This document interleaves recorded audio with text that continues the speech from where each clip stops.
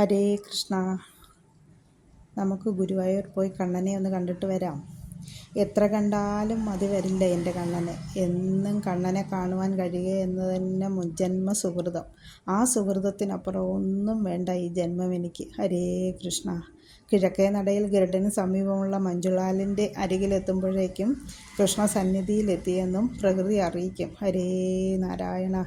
ചുറ്റിലും കൃഷ്ണഗീതങ്ങൾ. ഹരേ കൃഷ്ണ. മഞ്ജുളാലിൻ്റെ കീഴിൽ നിന്നാൽ കണ്ണൻ നമ്മുടെ അടുത്ത് തന്നെ ഉണ്ടെന്ന് തോന്നിപ്പോകും. കണ്ണടച്ച് ചെവിയോർത്താൽ കേൾക്കാം കണ്ണൻ്റെ മുരളീരവം. കണ്ണൻ്റെ വൈവിധ്യമാർന്ന ചിത്രങ്ങളുമായി വഴിയോര കച്ചവടക്കാർ കാഴ്ചകൾ കണ്ടും കീർത്തനങ്ങൾ കേട്ടും നടന്നപ്പോൾ അമ്പല നടയിലെത്തിയത് അറിഞ്ഞില്ല.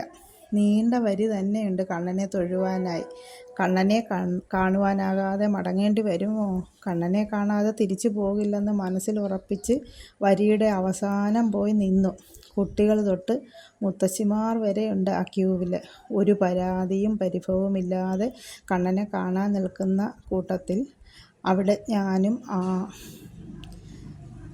നീണ്ട് നിരയായി നിൽക്കുന്ന ക്യൂവിൻ്റെ ഏറ്റവും പുറകിൽ പോയി നിന്നു.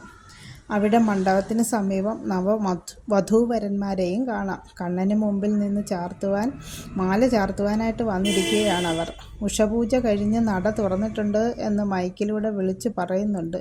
ഹരേ കൃഷ്ണ. ഓരോ പൂജ കഴിയുമ്പോഴും ചന്ദനം പൂശി കളഭത്തിലാറാടിയ കണ്ണൻ്റെ ചന്ദനത്തിൽ പൊതിഞ്ഞ രൂപം മാറും. ഇന്ന് ഏത് രൂപത്തിലാകും കണ്ണനെന്നോർത്തപ്പോൾ വെണ്ണക്കള്ളനായ കണ്ണൻ്റെ രൂപമാണ് ആദ്യം മനസ്സിൽ തെളിഞ്ഞു വന്നത്. എല്ലാവരുടെയും ചുണ്ടിൽ ഹരിനാമം മാത്രമേ ഉള്ളൂ. ഹരേ നാരായണ നാരായണ നാരായണ.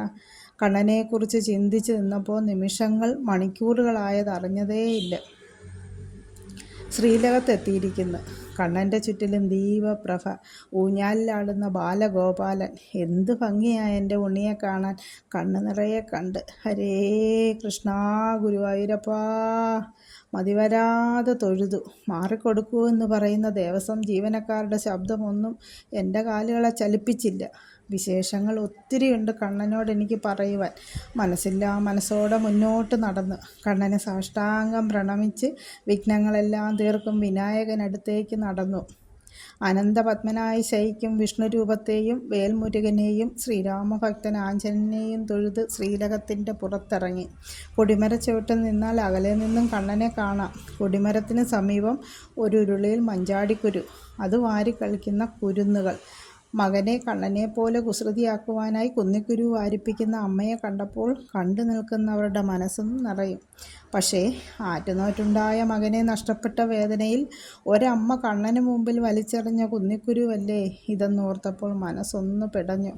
താമരമൊട്ടുകൊണ്ട് കണ്ണന് മുമ്പിൽ ഒരു ഉണ്ണിക്കണ്ണൻ്റെ തുലാഭാരം നടക്കുന്നുണ്ട് ഇവിടെ.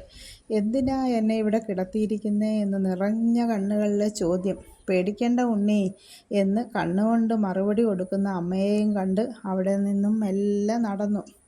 ഇവിടെ നമ്മൾ നടക്കുകയില്ല, ഒരൊഴുക്കിൽ മെല്ലെ നീങ്ങുകയാണ്. ആദ്യത്തെ അന്നം കണ്ണൻ്റെ നടയിൽ. കണ്ണൻ്റെ നേതിച്ചോറ് അന്നപ്രാശം നടക്കുകയാണിവിടെ.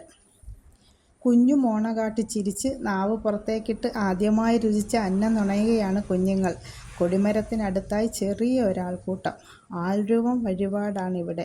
ദേഹ അസ്വസ്ഥതകൾ കൊണ്ട് കഷ്ടപ്പെടുന്നവർ കണ്ണന് മുമ്പിൽ ആൾരൂപം വഴിപാട് നടത്തിയാൽ എല്ലാം പൂർണ്ണമായി ഭേദമാകും എന്നാണ് വിശ്വാസം. ശനിദോഷങ്ങൾ തീരാൻ കലിയുഗ വരദന അയ്യപ്പന് എള്ളുതിരി വഴിപാട് നടത്തുന്നതും നോക്കി നടക്കുമ്പോൾ വഴി മാറിക്കൊടുക്കുവാൻ ആരോ പറയുന്നതായി തോന്നി. തിരിഞ്ഞു നോക്കിയപ്പോൾ ശയനപ്രദക്ഷിണം നടത്തുന്ന ഒരു ഭക്തനെ കണ്ട്. കണ്ണന് ഏറ്റവും ഇഷ്ടമുള്ള വഴിപാടുകളിൽ ഒന്നാണ് ശയനപ്രദക്ഷിണം. സ്ത്രീകൾ ശയനപ്രദക്ഷിണം നടത്തുവാൻ പാടില്ലിവിടെ. പകരം ഒറ്റയടി വെച്ച് ഭഗവാനെ പ്രദക്ഷിണം വെക്കാം. ചുറ്റമ്പലത്തിലെ കൽത്തൂണുകൾ ദാരുശില്പങ്ങളെ കൊണ്ട് നിറഞ്ഞിരിക്കുന്ന കണ്ണൻ്റെ പ്രിയ സതീർത്ഥ്യം കുചേലനും മേൽപ്പത്തൂർ നാരായണ ഭട്ടതിരിയും കുറൂരമ്മയും പൂന്താനവും നാരദരും അങ്ങനെ കണ്ണന് പ്രിയപ്പെട്ട എല്ലാവരും ഉണ്ട് ഈ ദാരുശില്പത്തിൽ. കണ്ണനുള്ള നേദ്യം ഉണ്ടാക്കുന്നതിൻ്റെ തിരക്കാണ് ഇവിടെ. പാത്രങ്ങളുടെ കലപില ശബ്ദത്തിൽ നിന്നും ഒതുങ്ങി മാറി നിന്നപ്പോൾ പുറകിലൊരു ചെറിയ ബഹളം. വഴിപാട് കൗണ്ടറിന് മുമ്പിലാണ് ഞാനിപ്പോൾ. കണ്ണന് പ്രിയപ്പെട്ട പാൽപ്പായസം കഴിക്കുവാൻ ഒരു മോഹം.